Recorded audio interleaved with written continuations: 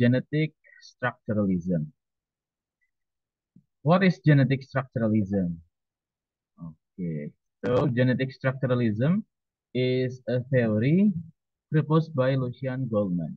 Jadi strukturalisme genetis itu adalah sebuah teori sosiologi sastra yang diusulkan atau yang ditulis oleh Lucian Goldman. Oke, kenapa sih sampai menulis seperti ini Lucian Goldman? There was a kind of contradiction between structuralism that focuses on the autonomy of literary works. Jadi kalau kalian masih ingat di mata kuliah literary criticism ada yang disebut sebagai pendekatan objektif atau strukturalisme atau formalisme gitu ya. Bahwa yang karena strukturalisme itu fokusnya terhadap otonomi dari karya sastra gitu. Sementara sociology of literature focus on the relation between literary works and other factors outside literary works. Sementara jadi pendekatan objektif atau strukturalisme itu fokus terhadap otonomi dari sebuah karya sastra, sementara sosiologi sastra itu berfokus terhadap hubungan antara karya sastra dengan dunia yang lainnya ya, dengan hal-hal yang lainnya seperti penulis, masyarakat, society ya, ataupun historical background. Background sejarahnya seperti apa? Itu sosiologi sastra. Nah, maka muncullah ide dari Lucian Goldman untuk Siapa namanya? mempropos sebuah teori yang disebut sebagai genetic Siapa nama lo? structuralism. Nah, lantas genetic structuralism itu apa kaitannya dengan dua pendekatan tadi? Genetic structuralism emerged to make a bridge between them. Nah, genetic structuralism itu menggabungkan antara pendekatan strukturalisme dan pendekatan historis atau pendekatan sosiologi sastra. Nah, maka dari itu genetic structuralism aims to make a bridge between them, between structuralism and sociology of literature. Okay. Genetic structuralism was developed by Lucian Goldman, a French sociologist, in his theory. Goldman not only explained his theory but also offers the method to analyze literary works.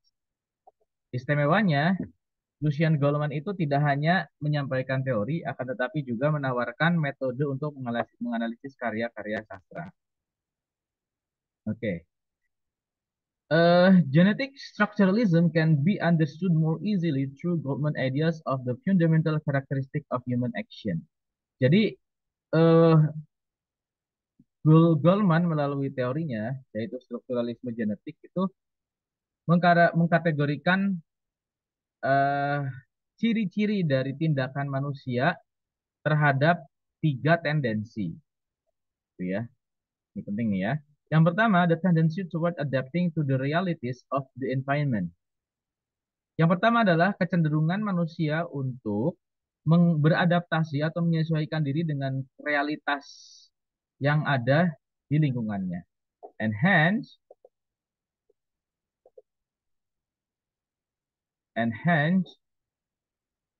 its characteristic form of relating to the environment through rationality and the rendering it significant. Itu yang pertama.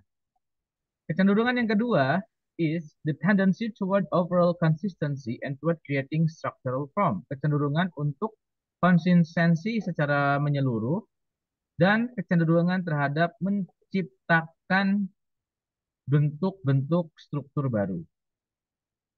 Yang selanjutnya, its dynamic nature, the tendency towards modifying and developing the structure of which it forms. Tendensi untuk memodifikasi atau mengubah dan mengembangkan struktur dari bentuk-bentuk yang sudah ada itu.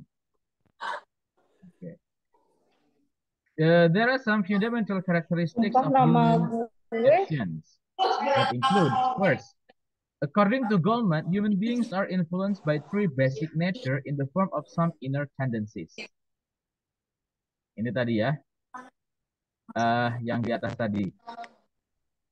Kesimpulannya bahwa tendensi itu ada tiga, adapting the realities, and then tendency toward consistency and creating structural form, and tendency toward modifying and developing the structures of which it forms a part. Goldman also thinks that the fundamental characteristic of human action provide the basis of all literary research. Goldman juga berpendapat bahwa karakteristik atau karakter-karakter ciri-ciri fundamental dari tindakan manusia menyediakan dasar-dasar dari dari penelitian-penelitian sastra. It seems to that these three fundamental characteristics of human actions are basic to all positive research into literary. Maka dengan tiga karakteristik tadi yang sudah dijelaskan itu bisa menjadi basic dari pendekatan penelitian karya sastra. Oke. Nah, dalam genetic structuralism itu ada yang disebut sebagai konsep fakta kemanusiaan atau fakta manusia, yaitu human fact. Apa itu human fact? Human fact means similar to human behavior. Yang dimaksud dengan fakta kemanusiaan itu sama juga dapat juga dipahami dengan tindakan manusia. As what Park says that human fact means all human activities and behaviors. Ini sama seperti pendapat seorang ahli kajian sastra, yaitu Profesor Faruk yang mengatakan bahwa fakta manusia atau human fact itu berarti semua tindakan atau semua kegiatan-kegiatan dan tindakan manusia. All human activities and behavior, both verbal and the physical ones, baik itu tindakan yang berupa tindakan verbal ataupun tindakan fisik, which science is trying to understand, yang coba dipahami oleh ilmu pengetahuan. Thus, human fact just like culture. Maka dari itu, fakta manusia itu sama saja seperti budaya. Can be in the form of certain social or individual activities. Bisa dalam bentuk aktivitas atau kegiatan individual ataupun kegiatan-kegiatan bersifat masif atau sosial. Including cultural works, seperti karya-karya budaya yang bersifat kebudayaan, such as paintings, musical composition, and also literary works. Lukisan, musik, ataupun karya sastra. Human fact is a significant structure. Fakta manusia itu merupakan struktur yang sangat penting. Every time human beings do something, they always face the problems they have to solve. Setiap kali manusia itu melakukan sesuatu, mereka selalu menghadapi masalah-masalah yang harus mereka pecahkan. In their effort to solve the problem, dalam upaya mereka untuk memecahkan masalah tersebut, they try to modify the situation in order to be suitable with their aspiration. Mereka, manusia ini, itu mencoba untuk memodifikasi situasi tersebut dalam rangka untuk mencocokkan dengan keinginan mereka, dengan hasrat mereka. Moreover, they try to give significant responses to the problems they face. Mereka juga mencoba untuk memberikan respon yang penting, respon yang berarti terhadap masalah-masalah yang mereka hadapi. Ini kalau kalian masih ingat tadi di awal saya menyatakan ada 3 tendensi manusia, ini termasuk salah satu, the tendency towards significancy. Kecenderungan terhadap pentingnya pentingnya sesuatu. And then, human being tend to reconcile or bring into line all the different responses. Manusia juga, menurut Lucien Goldman, itu mencoba untuk merekonsiliasi atau membuatnya menjadi selaras dengan respon-respon yang berbeda itu. As the result of the complexity of the problem, sebagai hasil dari kompleksitas atau kerumitan dari masalah-masalah, so that resulting one form of response that match each other as a whole. Supaya menghasilkan sebuah bentuk respon yang cocok dengan yang lainnya secara keseluruhan. Dengan kata lain disebut sebagai coherent. In this case, human beings tend to create the structure of thought. Dalam hal ini, dalam hal ini, manusia itu cenderung untuk menciptakan struktur berpikir, the structure of thought, behavior, tindakan, and feeling that are more or less significant and coherent. Nah, atau tindakan dan juga perasaan yang kurang lebih itu penting dan koheren. Nah, kalau kalian amati, ini sesuai dengan kecenderungan yang ketiga tadi, yaitu tendency toward consistency. In this perspective, the cultural activities in their various forms, including literary work, are significant and coherent structure. Melalui perspektif ini, aktivitas kebudayaan atau cultural activities yang mana itu termasuk sebagai atau termasuk dalam human fact itu tadi, termasuk karya sastra di dalamnya, baik apapun bentuknya, termasuk film di sini, merupakan struktur yang koheren dan juga struktur yang signifikan. Maka dari itu karya sastra juga bisa diteliti dengan menggunakan pendekatan genetic structuralism ini. Nah, tadi kan kita berbicara tentang human fact, gitu ya.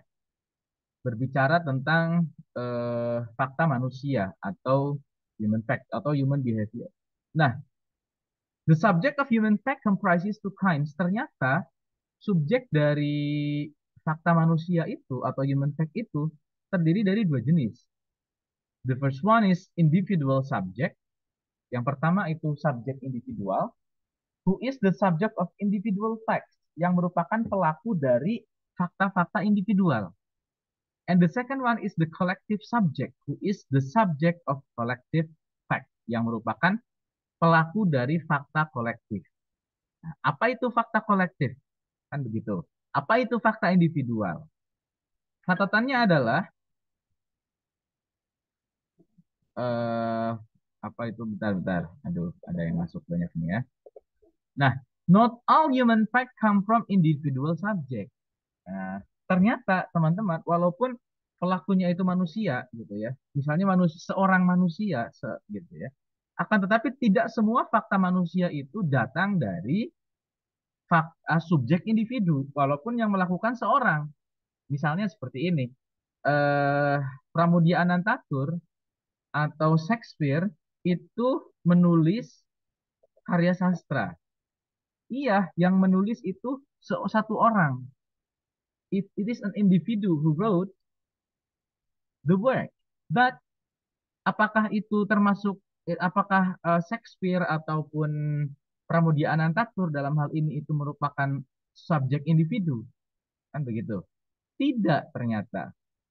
Nah, apa nih kriterianya? Lihat di sini ya. Human facts that have important roles in human history such as social, politics, and economic revolution, as well as a great cultural work, are social facts that can only be created by the trans individual subject. That is the subject who surpasses the individual who act due to the collective aspiration. Nah, ini fakta manusia atau fakta-fakta atau kegiatan-kegiatan manusia yang memiliki peranan yang penting dalam sejarah manusia seperti dalam bidang sosial, politik, revolusi, ekonomi ataupun yang lainnya seperti cultural works ya, karya-karya kanonik itu merupakan fakta sosial, itu merupakan social fact atau collective fact atau fakta-fakta kolektif. Dan itu fakta kolektif itu can only be created by the trans individual subject.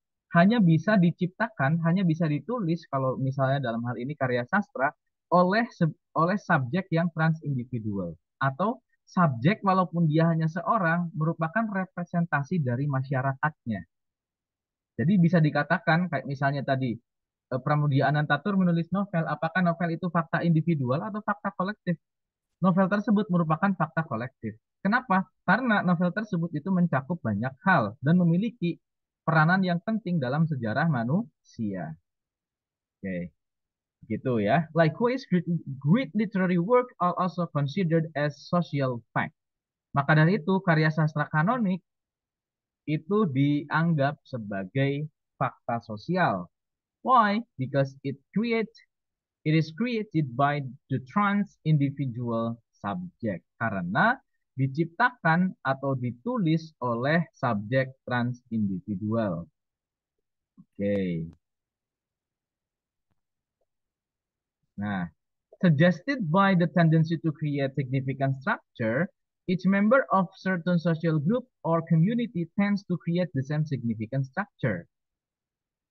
Maka dari itu, berdasarkan pemaparan di muka tadi, bahwa manusia itu memiliki kecenderungan, memiliki tendensi untuk menciptakan struktur yang penting, dan masing-masing dari anggota masyarakat atau community itu cenderung untuk menciptakan struktur yang signifikan yang sama. Thus, maka dari itu, gitu ya, a social group tend to have the same pattern of significant structure. Menurut Goldman, sebuah grup atau sebuah kelompok sosial itu cenderung untuk memiliki pola-pola dari struktur yang signifikan yang sama. Begitu. This provide the basis for Goldman concept of worldview. Maka dari itu, ini mengantarkan Goldman terhadap premis yang selanjutnya yang disebut sebagai worldview atau pandangan dunia. Pandangan dunia itu apa? Pandangan dunia itu adalah pandangan dari kelompok sosial atau pandangan-pandangan dari subjek kolektif. Gitu. Ini urut-urutannya begitu ya. Oke, apa itu?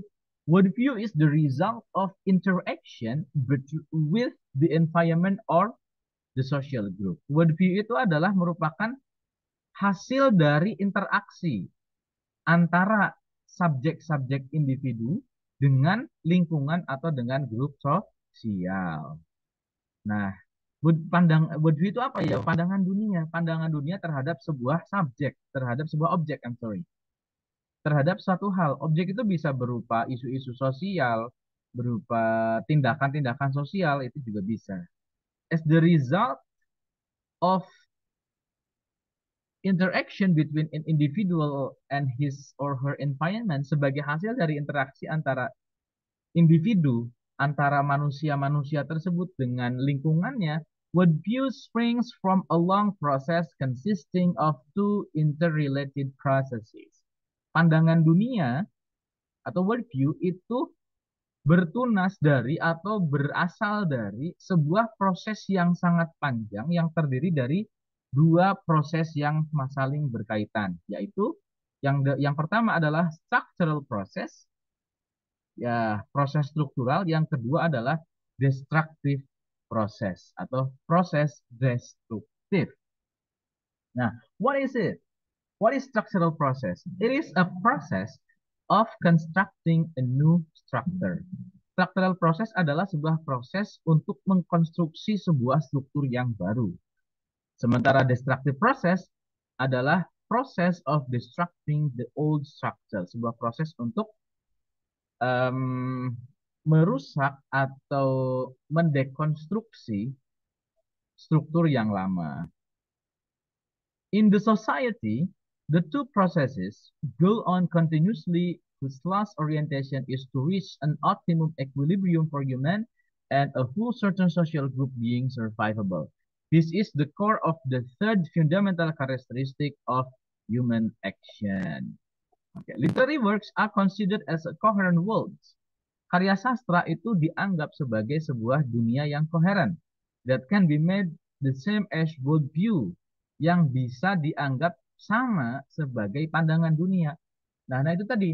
Maka pandangan dunia dari kelompok sosial tertentu pada masa tertentu itu bisa dilihat dari karya sastranya. Kenapa? Karena karya sastra itu dianggap sebagai satuan yang koheren dan sebagai human fact atau fakta kemanusiaan yang termasuk ke dalam subjek kolektif. Kurang lebih seperti itu hubungannya. Nah, terus yang dicari oleh apa namanya? Yang diteliti oleh peneliti sastra menggunakan pendekatan genetik strukturalisme itu apa? Apa? Yaitu salah satunya adalah tujuan utamanya adalah mengungkapkan worldview, mengungkapkan pandangan dunia. Oke.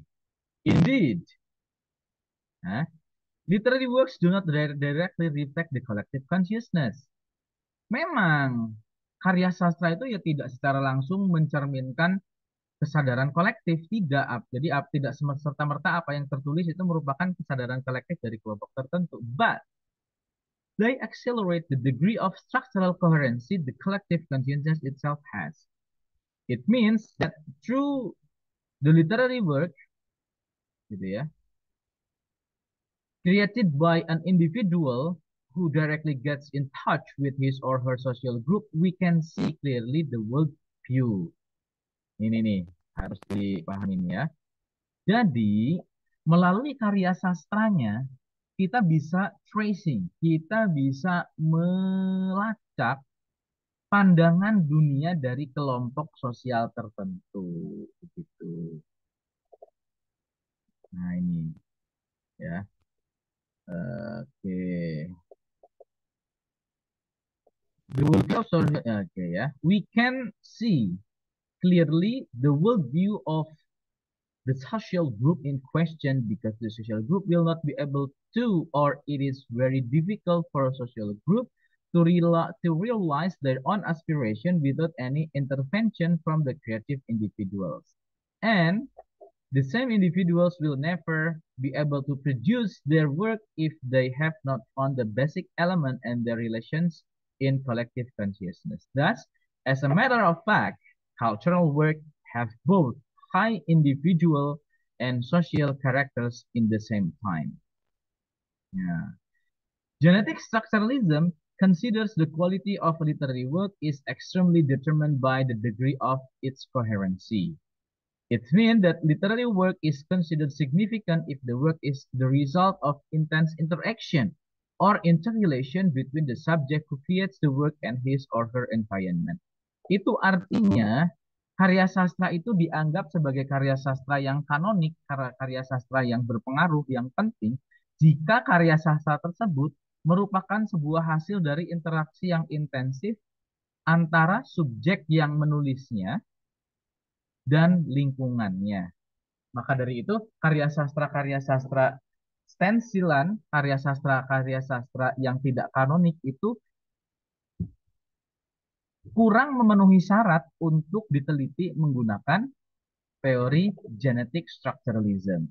Therefore, the study of literary works cannot be separated from the totality of social life and its social historical relation. Maka dari itu, kajian-kajian terhadap karya sastra tidak dapat dipisahkan dari totalitas kajian tentang kehidupan sosial dan hubungan sosiohistorisnya. Maka dari itu disebut sebagai genetic structuralism, strukturalisme genetis. Genetis itu artinya turun-temurun secara historis.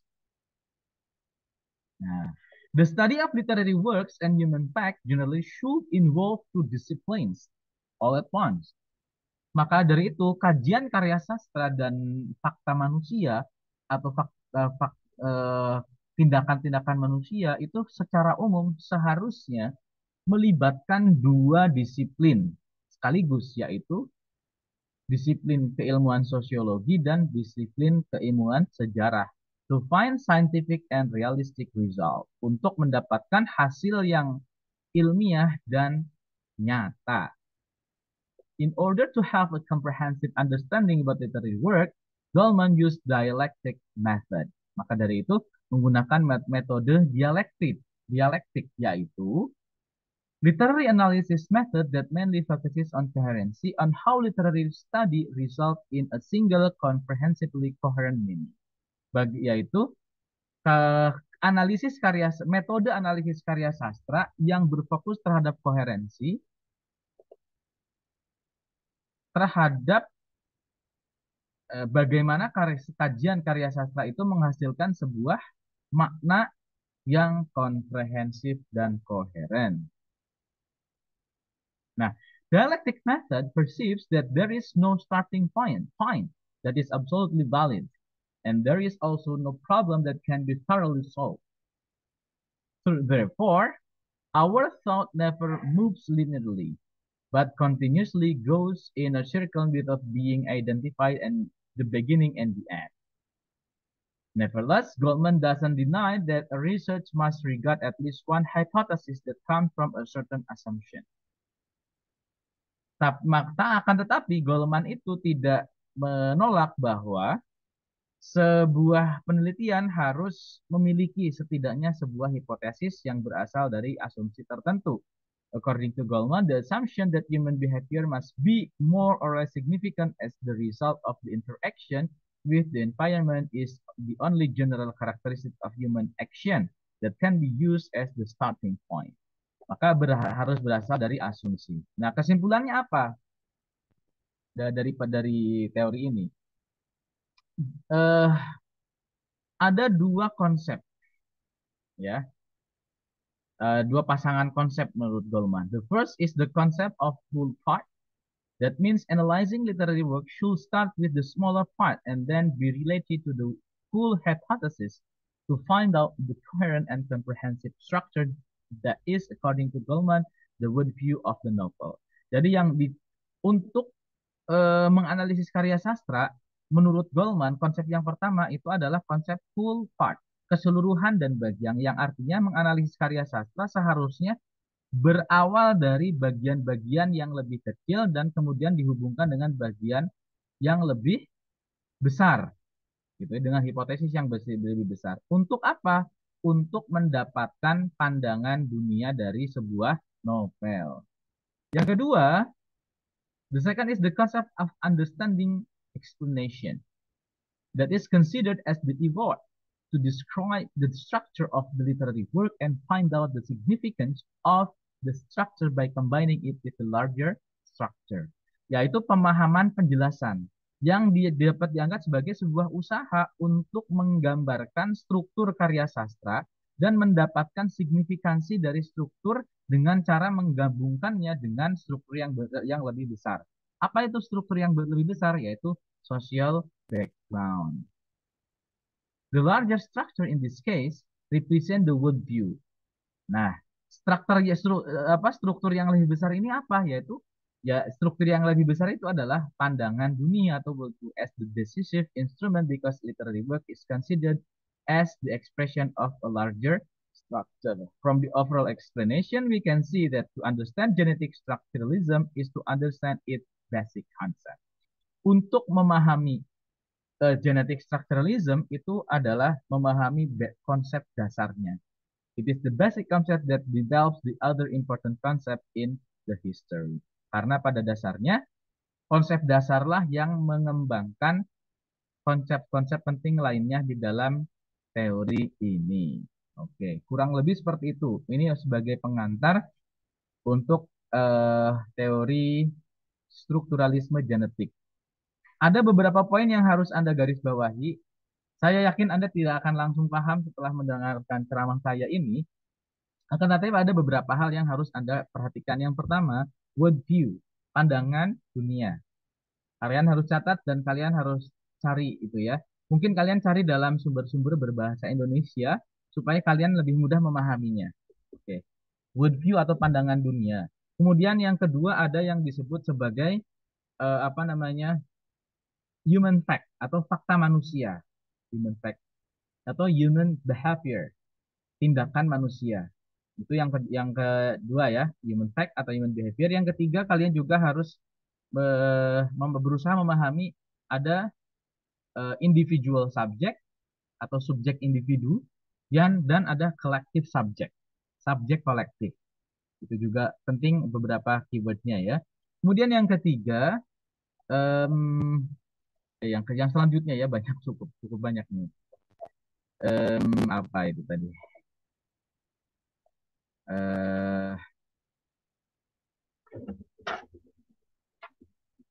Pandangan dunia. Nah, di dalam pandangan dunia juga ini saya menjelaskannya belum selesai ya di materi yang ini. Kita akan lanjutkan di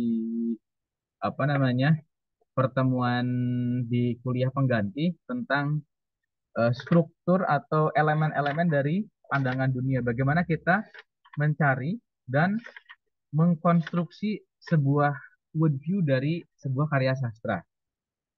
Oke, ya oke, sebagai pengantar untuk teori ini, saya rasa cukup sekian dulu ceramah dari saya. Kalau kalian ada pertanyaan silahkan. Ya, masih ada waktu 5 menit nih sebelum Zoom-nya berhenti. Tenang saja, ini saya rekam dan akan saya unggah di YouTube ya, supaya kalian bisa melihat ulang. Kalau ada pertanyaan, silahkan. Eh, Pak, saya mau nanya, eh, Silahkan kita. yang teori Goldman ini itu sama aja sama yang teori strukturalisme yang semester kemarin itu apa gimana ya, Kak? Oh, beda, beda. Kalau strukturalisme yang kemarin itu kita hanya mencari struktur karya sastra saja, elemen-elemen of the element of fiction. Tapi sementara struktur yang dimaksud dengan strukturalisme genetik ini adalah kita mencari struktur yang lebih abstrak. Jadi struktur makna dari sebuah karya sastra gitu. Itu berbeda, itu sangat berbeda. Oke. Nah, nanti dalam apa pandangan dunia itu ada beberapa konsep yang belum sempat saya masukkan ke dalam materi ini, yaitu ada konsep structuration atau strukturasi. Jadi ada structure, structuration atau structuring ya, dan juga ada yang disebut sebagai homology, homology. Nah, itu akan kita bahas mungkin akan saya buatkan materi di video selanjutnya gitu ya. Saya akan share di WA group gitu ya, supaya lebih komprehensif. Nah, di dalam grup WhatsApp juga sudah saya kirimkan sebuah contoh analisis karya sastra menggunakan teori ini. Bisa kalian baca karena memahami teori ini eh, tidak cukup hanya dengan mendengarkan ceramah. Kalian baca bukunya langsung, kemudian baca lihat aplikasi yang dilakukan oleh peneliti-peneliti yang lain dalam analis karya sastra. Nanti lama-lama kalian dapat menangkap apa yang tadi saya terangkan, gitu ya. Oke. Tidak ada yang susah, tapi kita memang hanya butuh usaha yang lebih untuk memahami sebuah teori yang baru gitu ya. Mungkin kalau kayak teori feminisme atau Marxisme kalian sudah sangat melekat sekali karena diferensiasinya itu sangat mudah gitu ya. Oke, ada kelas apa, kelas bertentangan dengan kelas mana. Kalau ini hubungannya dialektis. Yang satu mempengaruhi yang lain dan lain sebagainya. Kurang lebih seperti itu. Ada pertanyaan lagi teman-teman yang lain? Oke. Sementara saya sudahi dulu pertemuan kita pada kali ini. Masih dalam minggu ini kemungkinan saya akan memberikan kuliah yang lain walaupun tidak secara langsung ya. Saya akan membuat ceramah dalam sebuah video untuk melanjutkan lanjutan dari materi ini. Semoga kalian tidak bosan untuk mendengarkan penjelasan dari saya dan kalian juga silahkan cari kuliah-kuliah yang lain karena banyak rekaman ya dari apa dosen-dosen yang jauh lebih keren di sana. Di YouTube itu cukup banyak, kalian tinggal ketik genetic structuralism.